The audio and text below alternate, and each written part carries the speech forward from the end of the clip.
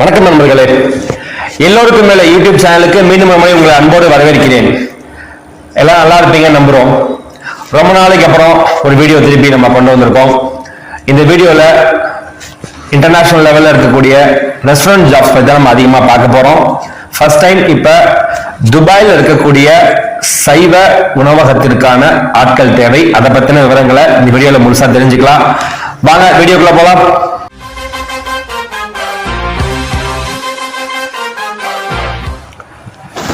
துபாயில் உள்ள புகழ்பெற்ற சைவ உணவகத்திற்கு வெயிட்டர், கேப்டன், சூப்பர்வைசர், மேனேஜர் போன்ற பதவிகளுக்கு ஆட்கள் அதிக அளவில் தேவைப்படுறாங்க.